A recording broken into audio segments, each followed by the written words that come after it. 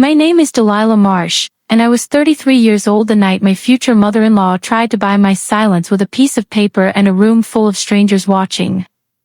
It happened at my own rehearsal dinner, inside a yacht club dining room with 60 guests holding their forks in the air, when Constance Whitcomb slid a folded contract across the linen tablecloth and announced, loud enough for the last table to hear, that I should sign it because I was a woman who'd chased a name and brought nothing else to deserve it.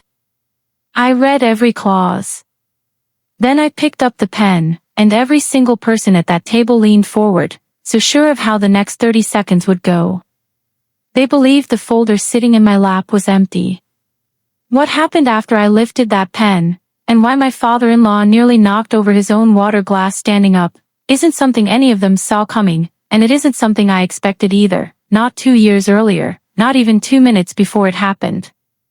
If you've ever been underestimated by the very people who were supposed to have your back, stay with me, because this one's going to feel personal. Comment where you're watching from, and subscribe, because to understand why I was holding that pen, you have to go back further, to a toolbox, a pair of steel-toed boots, and a woman who taught me that quiet hands build louder legacies than loud names ever could. I run a company called Marsh Mechanical. We install and service commercial refrigeration and HVAC systems, walk-in freezers, restaurant kitchens, hospital cold storage units, the unglamorous machinery that keeps entire buildings from falling apart in the middle of a July heat wave or a February freeze. 11 years ago it was one second-hand van, a borrowed set of gauges, and me sleeping 4 hours a night doing the books after 12-hour service calls. Today it's 31 trucks, 60-some technicians, and contracts running through 4 counties. When a hospital's walk-in cooler fails at 3 a.m., my crew is the reason nothing spoils and nobody gets sick. That business made me genuinely wealthy, though you'd never guess it from looking at me. I still drive a work truck with a cracked side mirror. I still wear the same 3 flannel jackets I've worn since I was 24. My hands are calloused because I still climb into a compressor bay myself when a job gets behind schedule. For most of my life, money was something I built in silence and never once mentioned out loud, because every time somebody found out what I actually had, I watched their face change. The friendliness would curdle into calculation. A boyfriend once told me that my success made him feel like less of a man, and then he spent a year making sure I felt like less of a woman. So I got good, frighteningly good, at appearing to have nothing. I let people believe the modest truck and the worn boots were the whole story. I called it staying humble. It was actually a shield, and for a long time, that shield did exactly what I built it to do. Then I met a man who never once asked what I made in a year, and everything I thought I understood about protecting myself started to come undone. That shield started with my grandmother. She raised me after my own parents proved they couldn't, and she spent 31 years cleaning office buildings downtown, never once acting smaller for it. She had one pair of scuffed leather work boots that she wore until the soles were paper thin, and when I was a kid complaining about everything we didn't have, she'd tap those boots against the porch step and tell me something I didn't fully understand until I was grown. She'd say, "Nobody hands you your worth, baby. You weld it together yourself, one shift at a time, and once it's built, it's yours. Nobody can slide it back across a table and take it from you." She died when I just turned 20, and she left me almost nothing you could put a dollar figure on. She left me those boots. I started my company 3 years after her funeral, and I've kept those boots in the cab of every work truck I've ever owned since. They were there the day I signed my first 6-figure hospital contract. They were there the day I made the final payment on my very first loan. If I press my face close enough to the leather, I can still catch a trace of her, and I do that more often than I'd ever admit out loud to anyone. Everything I have, I built with these 2 hands, because a woman who scrubbed other people's floors for a living showed me exactly how. That's the one thing the Whitcombs, sitting inside their yacht club with their family name engraved above the east wing of the children's hospital, never understood. They thought your value got stamped onto you the moment you were born. My grandmother taught me it gets carved into your hands, slowly, through work nobody applauds. I met Julian Whitcomb on a Tuesday morning in a hospital parking garage, of all places, at 6 a.m. in the middle of a heat advisory. He taught middle school music at the school 2 blocks over, and he'd come early to help the janitorial staff prop open the loading dock doors because the building's cooling system had failed overnight and he was worried about the younger kids overheating before the buses even arrived, a task absolutely nobody was paying him to do. My crew was there for the actual repair, and I found him trying to jury-rig a fan extension cord the wrong way entirely. I showed him how to do it without frying the breaker, and we ended up talking for 20 minutes while my guys worked. He didn't ask what I did for a living. He asked what music I'd been listening to lately, and when I mentioned an obscure jazz trumpeter I loved, his whole face lit up, and we argued cheerfully about that musician's best album until the sun was fully up. He was gentle in a way I wasn't used to. His cardigan had a mended elbow, and he clearly didn't care that it showed. He looked at me like I was a person worth being curious about, not a number he was quietly trying to calculate. For the first time in years, I didn't feel the shield click into place around me. I gave him my number, which I almost never did for anyone, and I told myself it was because he had kind eyes and impeccable taste in trumpet solos. Really, it was because in 20 full minutes, he never once asked me the question that always ruined everything for me. He never asked what I was worth. It took me 2 more years to understand exactly why. In his family's world, that question only ever got asked about people they'd already decided didn't belong.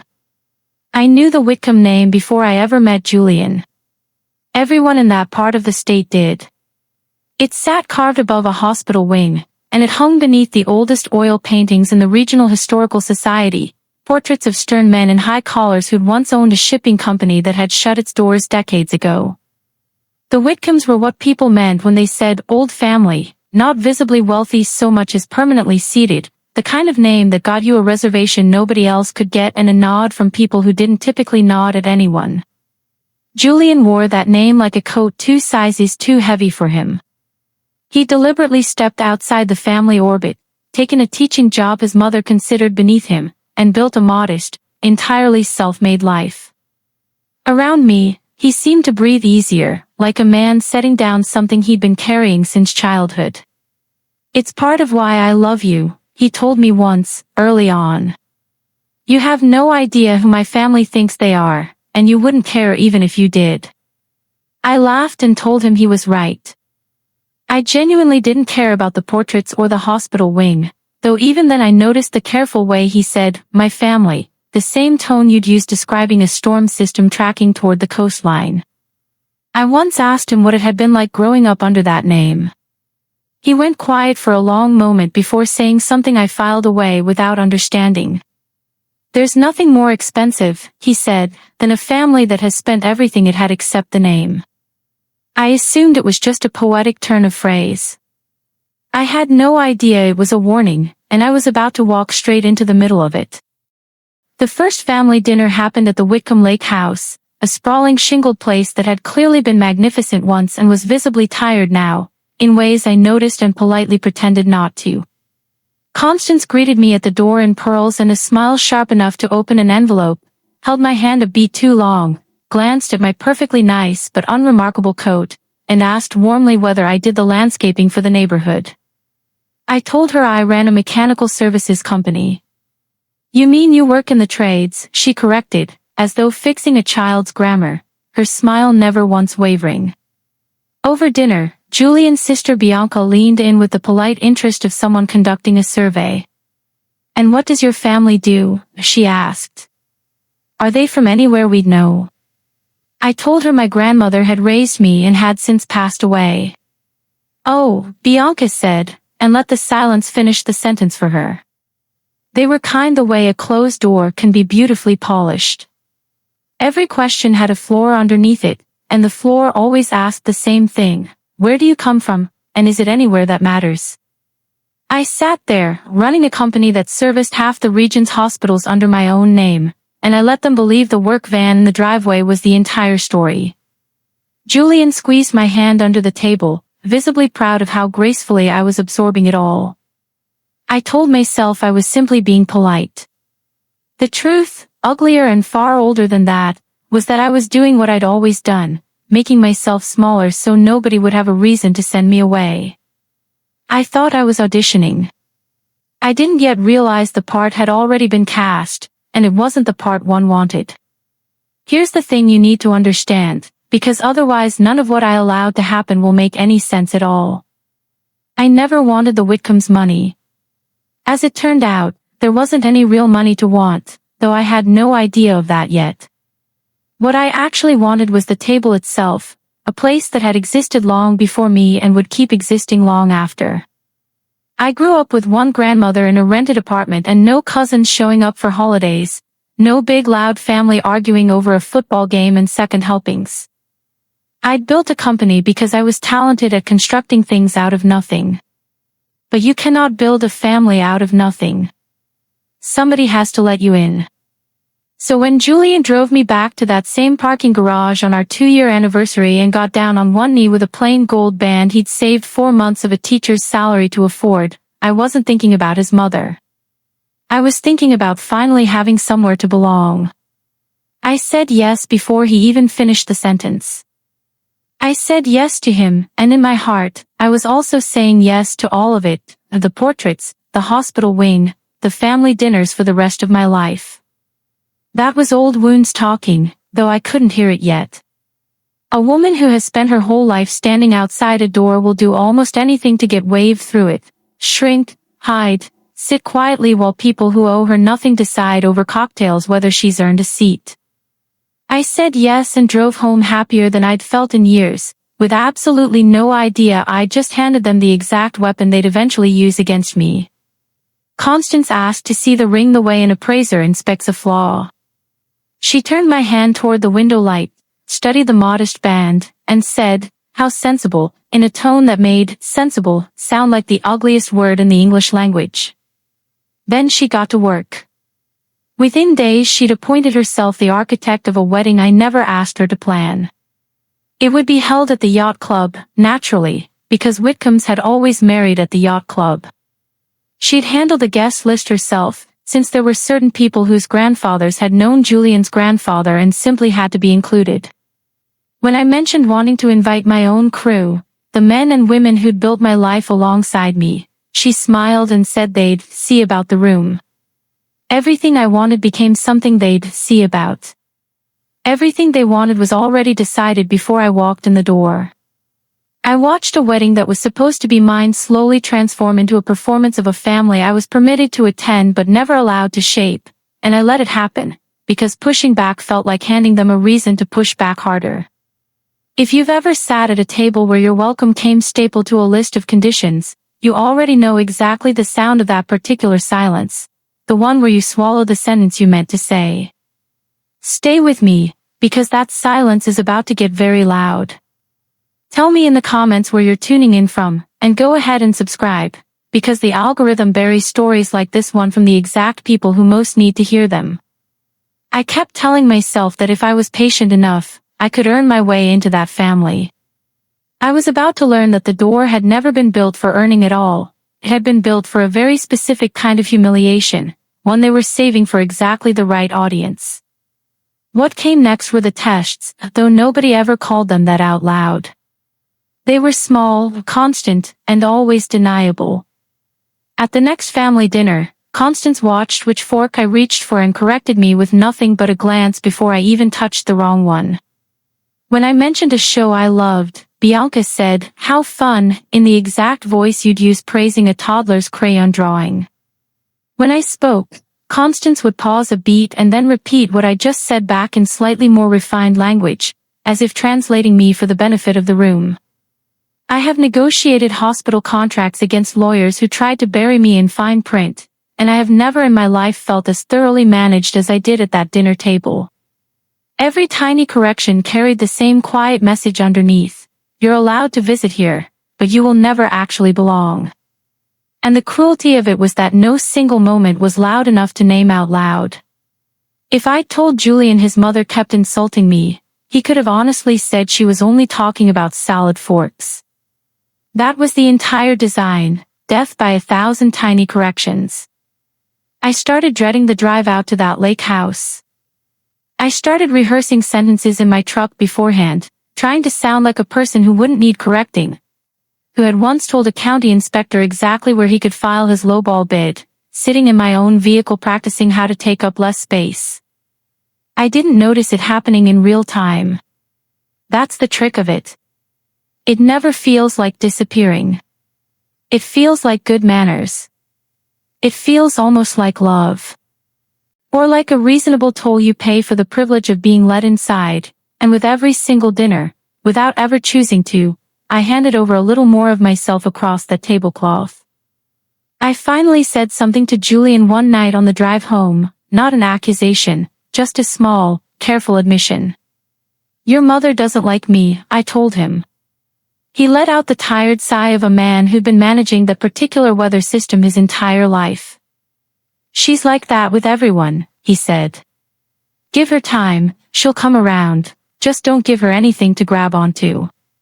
I asked what that meant exactly. "You know," he said. "Don't make waves.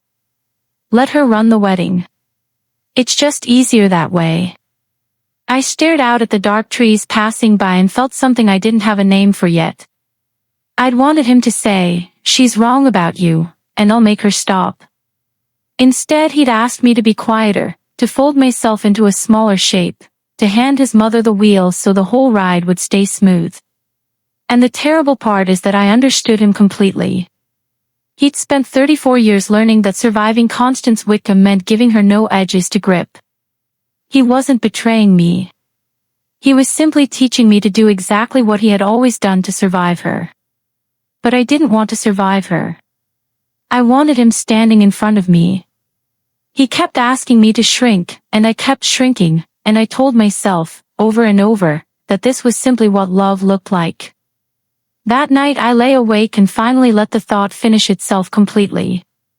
The man I was about to marry had never once, in 2 full years, planted himself between me and his family. He loved me in every quiet way there was. He just couldn't seem to do it out loud, in front of anyone, and I was starting to wonder what would happen on the day quiet stopped being enough. Bianca invited me to lunch, just the two of us, to bond before the big day, and I should have known better the moment she sat down with a leather portfolio tucked under her arm. She spent the first 10 minutes being warmer than she'd ever been toward me in 2 years. Then the questions started, and they weren't the questions of a woman getting to know her future sister-in-law. Where exactly did I live? Did I own or rent? Julian mentioned a work van. Was that for the business? Roughly how many people worked for me, and was the work seasonal? She was mapping me, quietly running arithmetic behind her eyes with every answer I gave, and I could tell she wasn't fishing to see how much I had. She was fishing to confirm how little.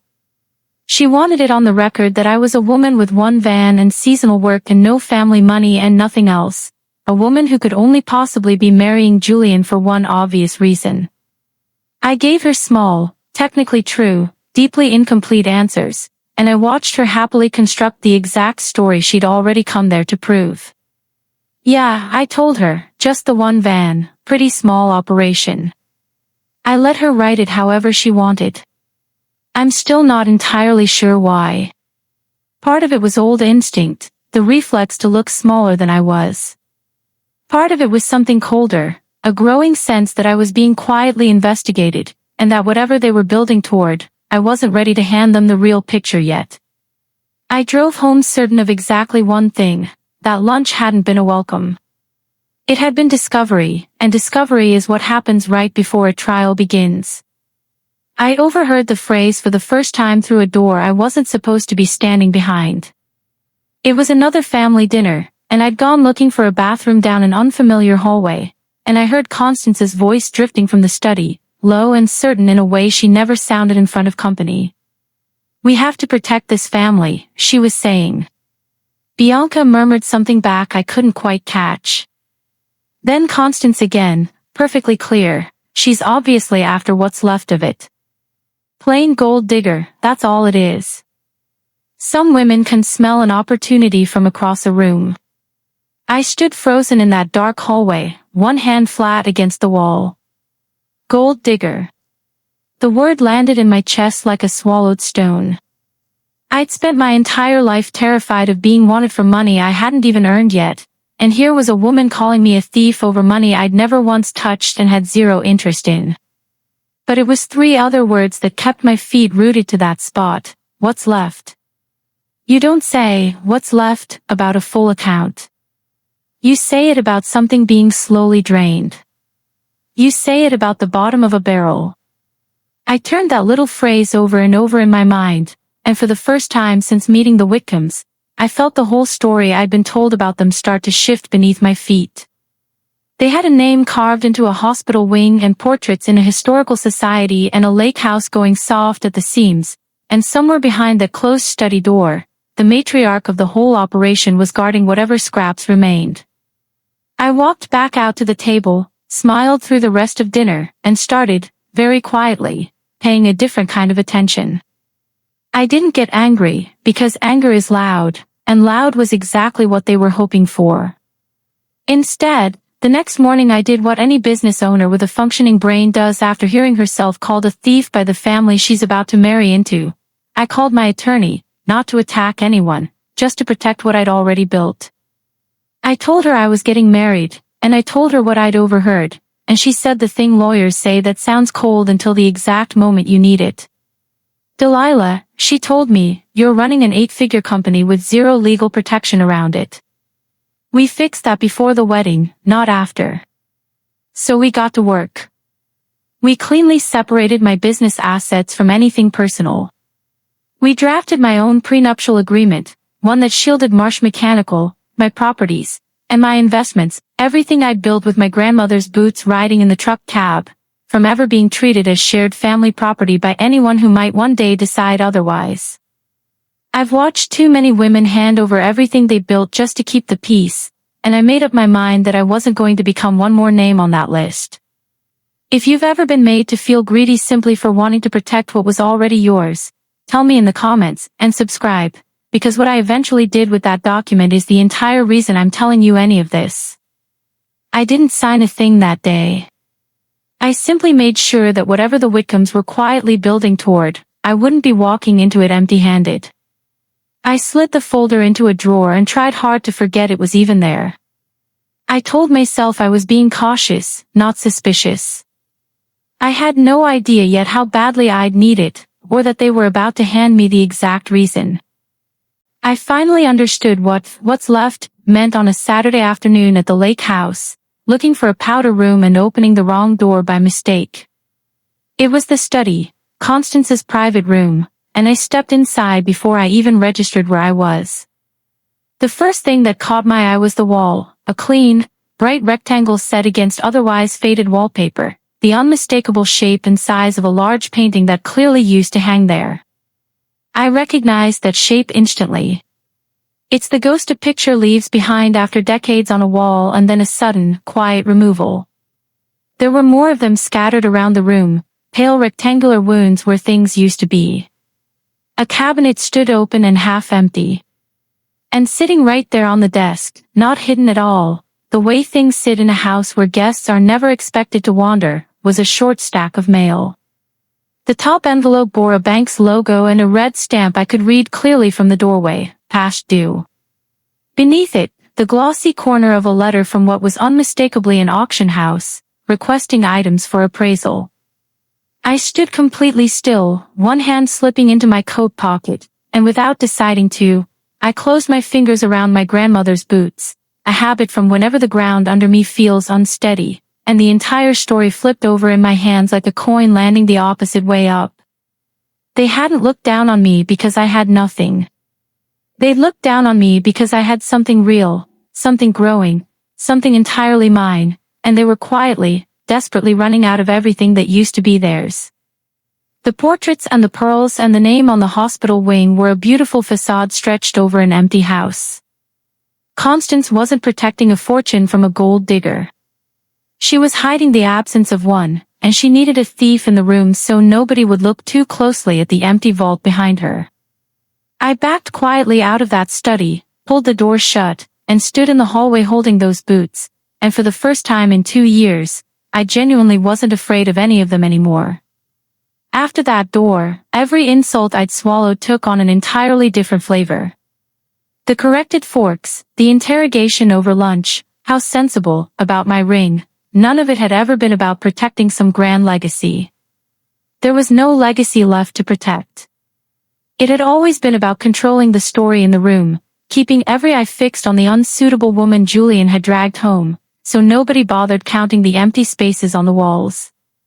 And the strangest part is that as I understood all of it, I stopped hating Constance and started, against every instinct I had, to actually see her. Later that same visit, I passed the study again and the door was cracked open, and she was inside, alone, holding one of the empty frames and polishing the glass over absolutely nothing, her hands moving in small, careful circles. Her hands were shaking. She had no idea I could see her. She would have died before letting me witness that. Watching her, I understood that 40 years earlier she had probably walked into this exact family from somewhere with far less, and they had measured her at the door too. And she had spent 4 decades since then turning herself into a wall so smooth that nobody could ever get a grip on her the way they'd once gripped her. She wasn't the author of all this cruelty. She was its longest-serving employee. She was terrified of red-stamped envelopes and empty frames and a whole town that still nodded respectfully at a name that would stop nodding the instant it learned the truth. I felt something I hadn't planned on feeling at all, not forgiveness exactly, just recognition. She and I were more alike than either of us would ever admit out loud. The only real difference was that she had a name and no money, and I had money and no name, and one of us still, stubbornly, believed that made me the one bringing nothing to the table.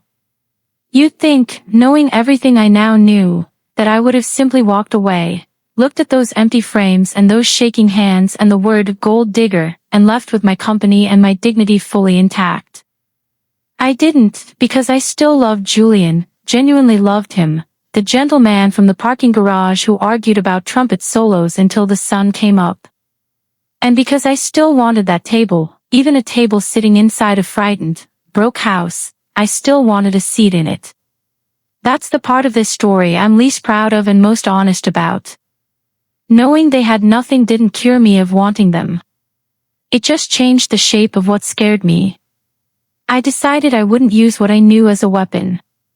I wasn't going to walk into some dinner and announce that I'd seen the past due notices, that I knew the vault was empty, that the entire grand performance was being held together with pearls and pure nerve.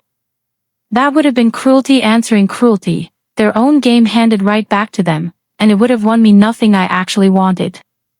I didn't want to defeat Constance. God help me, I still wanted her to like me. So I kept the secret, kept my folder in its drawer, and kept showing up a little smaller each time, still hoping that patience and good behavior might eventually open that door on its own. I still believed welcome was something you could quietly earn your way into.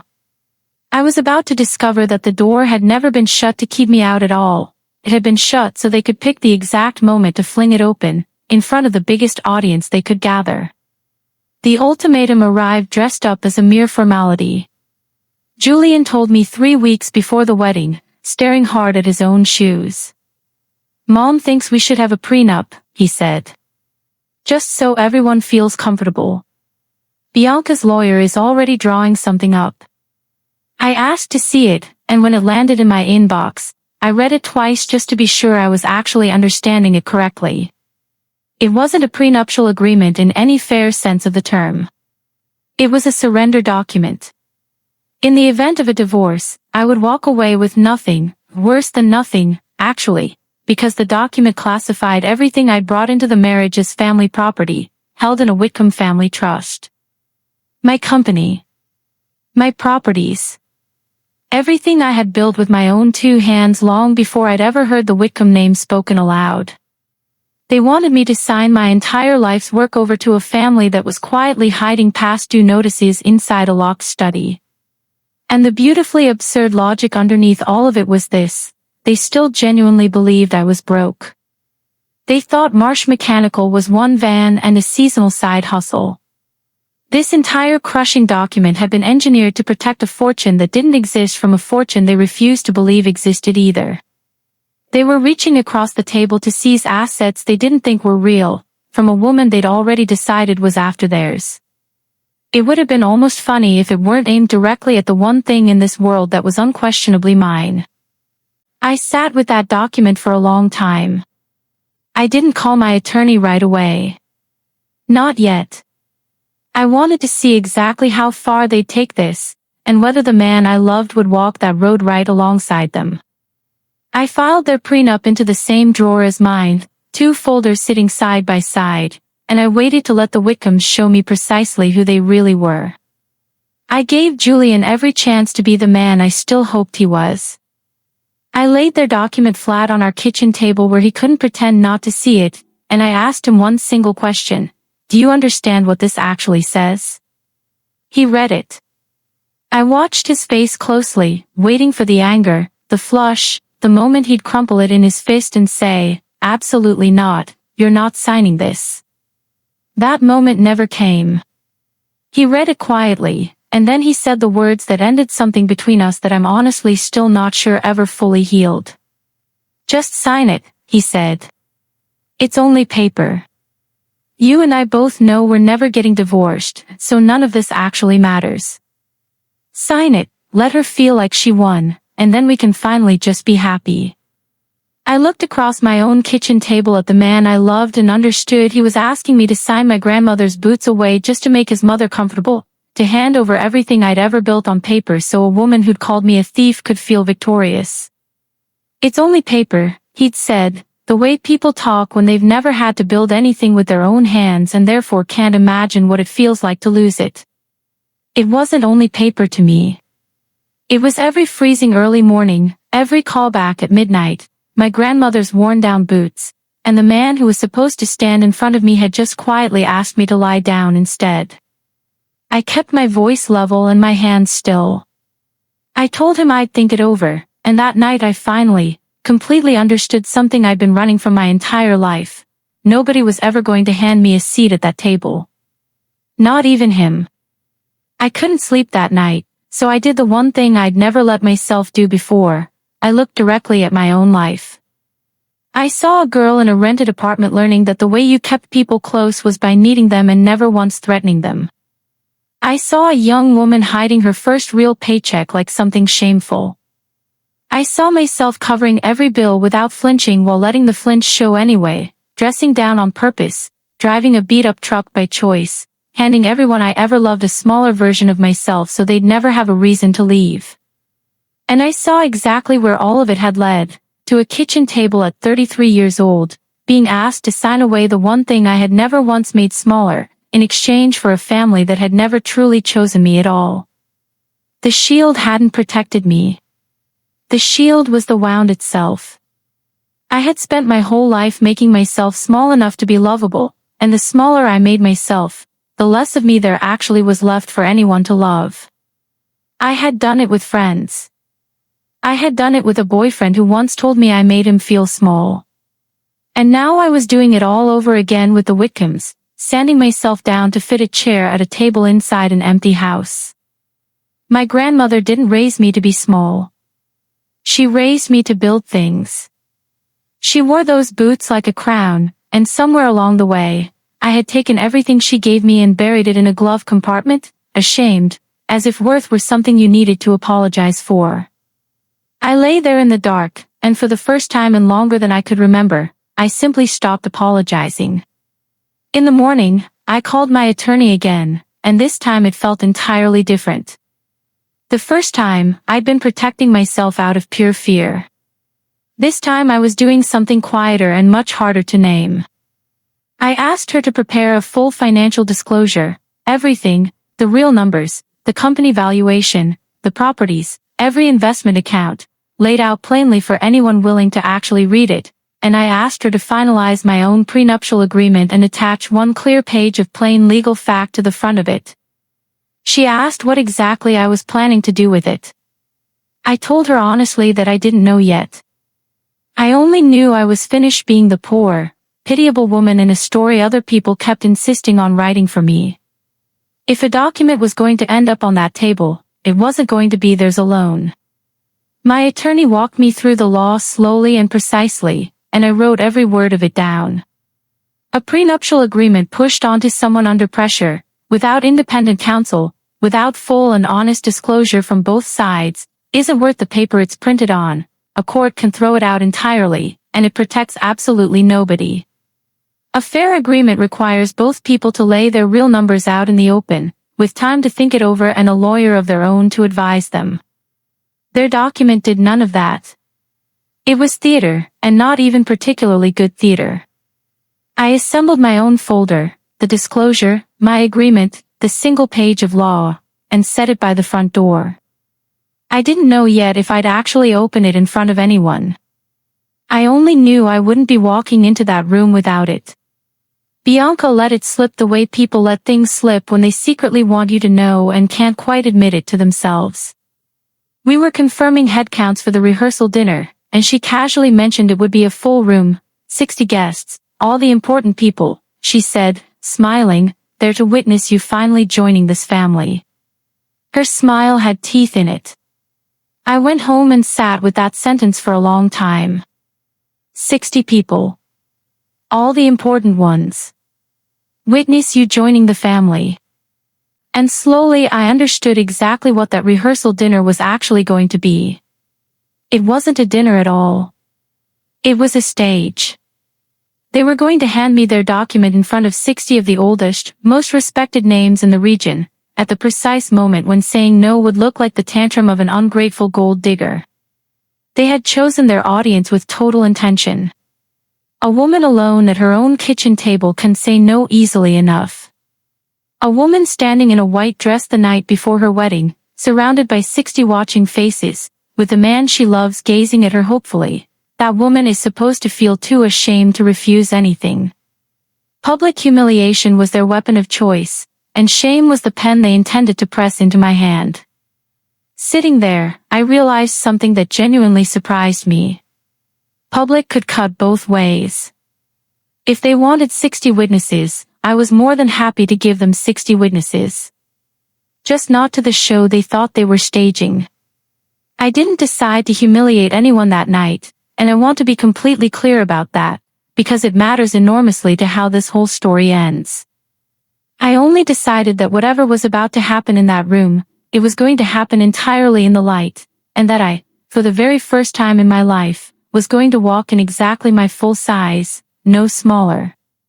The night before the rehearsal dinner, I sat alone at my kitchen table with two things laid out in front of me, my grandmother's boots and the folder waiting by the door. I didn't rehearse a single sentence. For once in my life, I didn't practice being anybody else. I simply sat in the quiet and asked myself what I actually wanted, underneath the wanting to belong, underneath 2 full years of shrinking myself down. And the answer, when it finally arrived, was almost embarrassingly simple, and it cost me something to say it even to an empty kitchen. I wanted to be able to look myself in the eye. That was the whole answer. Not victory. Not their ruin. Not even, at that point, still being let in.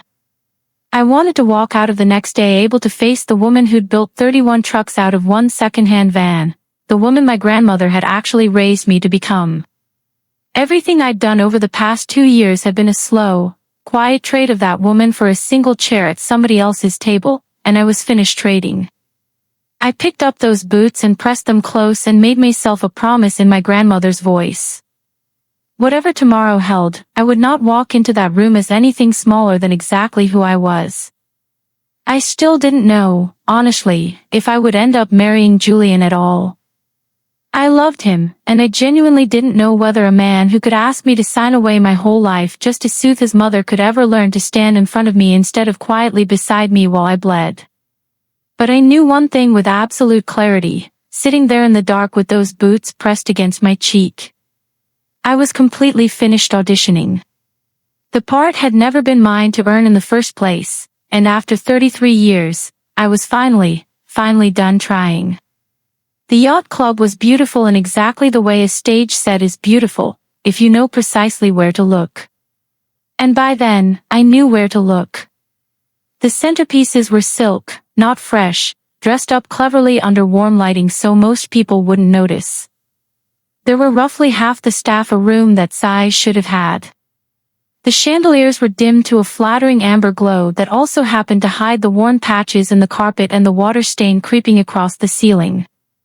60 of the region's oldest names sat around their tables in good jewelry, every one of them fully convinced they were dining inside old money. I knew better by then. I knew the entire room was being held together with nerve and silk flowers and a name carved above a hospital wing. Constance worked that room like the performance of her lifetime, radiant, gracious, touching elbows, calling everyone darling. Bianca orbited around her the whole evening, and at the far end of the head table sat Thomas Whitcomb, Julian's father, a quiet man I'd barely heard speak in 2 full years. He was watching me, but not the way everyone else was, with polite mental arithmetic running behind their eyes. He was watching me the way you watch a weather system you're genuinely unsure about, and when our eyes finally met, he didn't look away. Something in his face looked almost like an apology he'd never quite found the courage to say out loud. I took my seat, set my small clutch in my lap, and inside my coat, folded flat, sat my folder. Their document was already tucked beneath Constance's place setting, exactly where she assumed I couldn't see it, waiting patiently for its moment. My grandmother's boots weren't with me that night, but I could feel the memory of them anyway, steady in my chest. 60 people lifted their glasses in a toast, and I understood that the performance had already begun, and that everybody in that room was about to get precisely what they came for, just not remotely in the way they expected. It happened right between the salad course and the toasts. Constance rose, tapped her glass gently with a spoon, and the entire room softened into that attentive hush rooms always reserved for women exactly like her. She thanked everyone warmly for coming. She said a few gracious words about family, about legacy, about the sacred importance of protecting what generations had carefully built. And then, still smiling, still perfectly radiant, she reached beneath her place setting, drew out the document, and slid it across the white tablecloth until it stopped directly in front of me. "There's just one small family matter to handle first," she said, her voice carrying easily all the way to the back tables. "Delilah, dear, before you officially join this family, we're simply going to need you to sign this." She let the pause stretch out just long enough that nobody in the room could possibly miss it, and then she said the thing she had clearly been waiting 2 entire years to say to my face. "Sign it, gold digger. You bring nothing to this family." The room didn't gasp. It did something far worse. It went completely, breathlessly still. 60 of the oldest names in the county sat frozen with their forks halfway to their mouths, eyes locked on me, and I could feel the verdict already forming on every single face, that same easy, tired verdict about the woman with the work truck and no family who'd reached far above her station. Julian had gone pale beside me. Bianca watched with the small, hungry stillness of someone who'd waited 2 years for exactly this show. And Constance stood over me, gracious and merciless in the same breath, holding out a pen. I looked down at the document in front of me on the tablecloth, then looked back up at her, and I did the one thing she was absolutely not prepared for. I smiled, and I picked up the pen. I didn't sign it. I read it out loud instead, calmly, into the silence of that entire room. In the event of dissolution of the marriage, I read, "The party of the second part shall relinquish all claim to assets and shall convey any and all property, business interests, and holdings brought into the marriage to the Whitcomb Family Trust." I paused and looked directly at Constance. "That's me," I said. "The party of the second part. Everything I bring, signed over to your family, permanently. Is that a fair summary, Constance?" Her smile flickered, just barely, because this was not remotely in the script. In her version, I was supposed to be crying by now, or fleeing the room, or scrawling my signature out of pure shame. Instead I was reading her own weapon back to her, slowly, so all 60 witnesses could hear precisely what the gracious Whitcomb family was demanding from a woman they just called nothing. I kept that pen hovering in my hand and let the entire room lean in, 60 people certain they were about to watch a gold digger sign her own surrender. Julian whispered my name, half plea and half warning. Constance's chin lifted slightly in something close to triumph, and at the far end of the table, Thomas set his glass down very deliberately, like a man who just noticed something nobody else in that room had caught yet.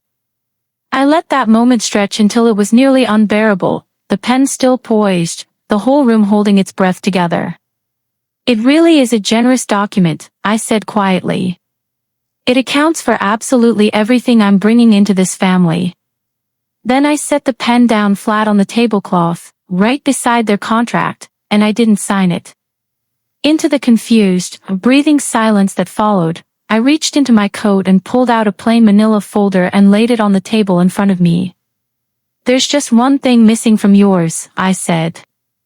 I opened that folder the way you finally open a door you've kept locked for a very long time, without any hurry at all, because there was no longer any reason left to rush. I pulled out the first page and set it face up on the tablecloth, where the light could actually reach it. "It's missing the other party's disclosure," I said. "A fair agreement shows both people's real numbers. So let me go ahead and show you mine." I began reading, still perfectly calm, still perfectly quiet, and the numbers filled that room the way water slowly fills a low spot in the ground. "Marsh Mechanical," I read, "commercial refrigeration and HVAC services, 31 vehicles, 60+ employees, active contracts across 4 counties." Then I read the company's valuation aloud, and somewhere behind me I heard a fork touch a plate and go completely still. I read off the properties I owned outright. I read the investment accounts. I laid each page down as I went, face up, an unmistakable paper trail of a life built entirely by hand.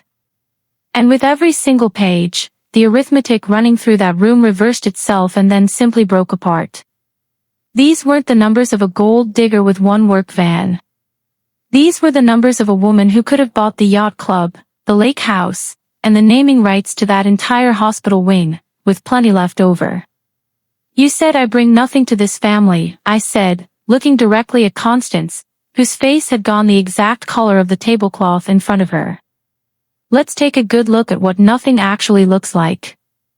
And down at the far end of the head table, Thomas Whitcomb, the quiet man who was, in fact, the only person in that entire room who actually knew what the family accounts truly held, placed both hands flat against the table and half rose out of his chair, staring at my pages, because he understood, faster than anyone else in that room, exactly what those numbers meant. He understood that the woman his wife had just publicly called nothing was, in fact, the only genuinely solvent person seated at that table. He understood, in that instant, precisely which family in this marriage had actually been marrying up. He started to rise fully, caught himself, and sank slowly back into his chair, never once taking his eyes off me. Here's where they assumed the story would end. They assumed I'd slide my own document across the table next, the same way they had slid theirs, and crush them with it in front of 60 witnesses. Take the failing lake house and the past due notices and Constance's shaking hands and hold every bit of it up to the light. It would have been easy. It might even have felt fair. And it would have made me exactly what they'd called me all along, someone who showed up at that table only to take. So I didn't do it. I pulled out the final page from my folder, my own prenuptial agreement, the one built to protect everything I'd made, and I didn't read a single word of it aloud to the room. I simply set it down and said, quietly, I brought a document too. Mine protects what I built from anyone who might one day decide it belongs to them instead. And I was fully prepared to sign it and marry into this family anyway, because I wanted to belong here more than I wanted to be safe.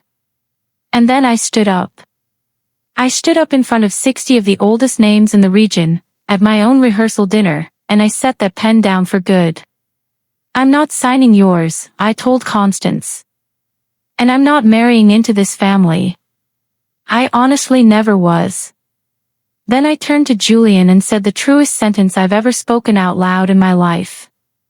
"I'll marry you Tuesday morning at the courthouse, with nothing changing hands but a promise and nobody's name on it but ours, or I'll wish you a genuinely good life and go build the rest of mine alone. But I am completely finished earning a seat at a table that put a price tag on me first. Choose right now, Julian. Not for her.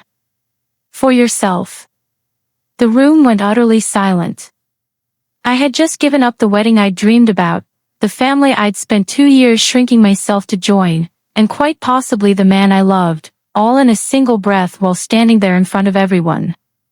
And I want you to understand something clearly, for the very first time in my entire life, standing there having just lost all of it, I felt exactly my full size. Julian stood up. For a long moment he looked at his mother, and then he looked at me, and I watched 34 years of learning to stay smooth and agreeable war visibly with something far braver underneath it. Then he did something I had never once seen him do in 2 years. He walked straight around the table, past his mother's outstretched hand, and came to stand beside me, and he took my hand in front of every single person in that room. Then he turned to Constance and said, in a voice that shook and held steady anyway, "You just showed everyone here exactly what this family actually values." And Constance, who had run that room like the stage of her own life for decades, finally lost the performance entirely. Her composure cracked, and the truth came hissing out of her, meant only for me but loud enough for the front tables to catch every word. "You have absolutely no idea," she said, "what it costs to hold on to this family's name." And for one brief second, I actually felt it. The 40 years, the empty frames, the shaking hands, a woman who had also been measured at some door once, long ago, and had never once stopped quietly bleeding from it.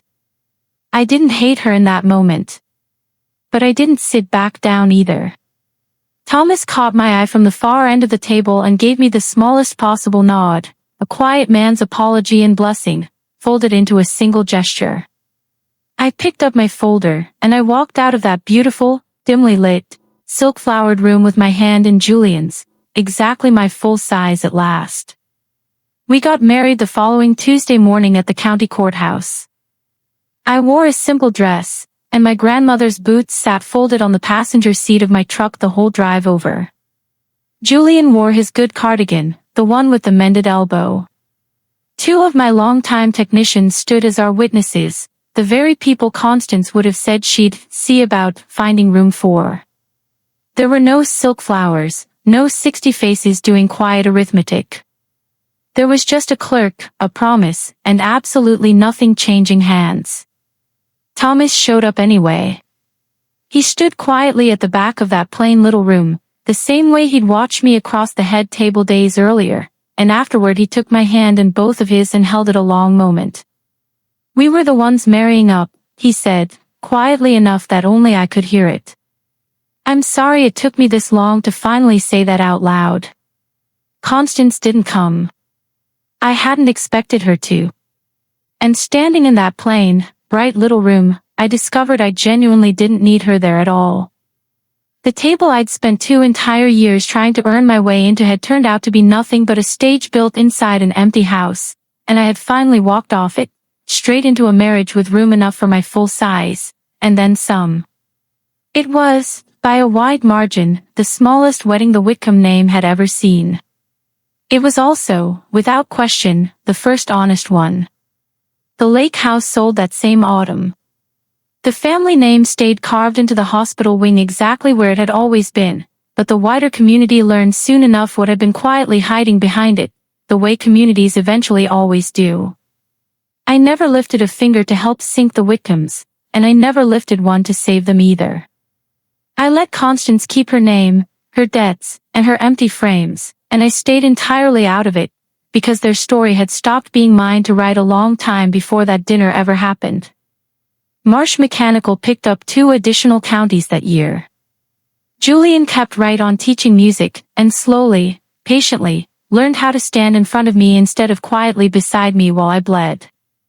We bought a house together with money I had earned with my own 2 hands, and we put both our names on the deed, separate and clear and completely honest, everything laid out in the open exactly the way a fair agreement is supposed to look. He never once asked me to make myself smaller again. And I never once, inside those walls, had to pretend to be less than exactly what my grandmother raised me to become. I hung my grandmother's boots on the wall of my new office, right in the spot where the morning light lands first.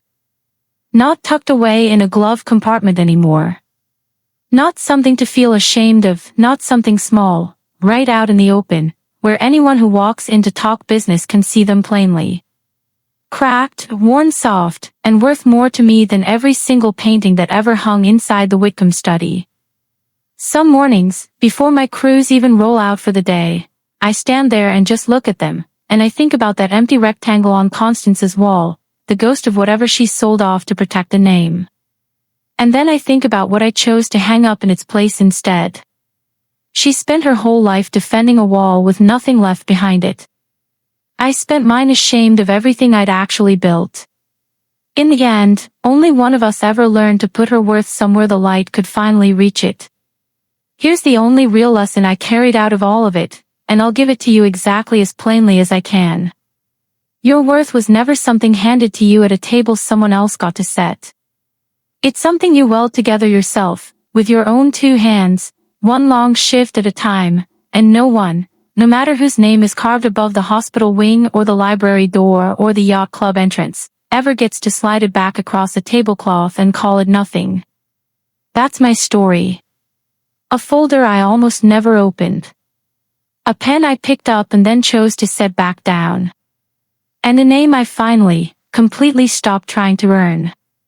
If anyone has ever made you feel like you brought nothing to their table, go count up everything you built with your own two hands, and say the number out loud today, just for yourself. And if this story reached you the way I hope it did, send it to a woman who needs to hear it. Drop a comment, hit subscribe, and I'll see you in the next one.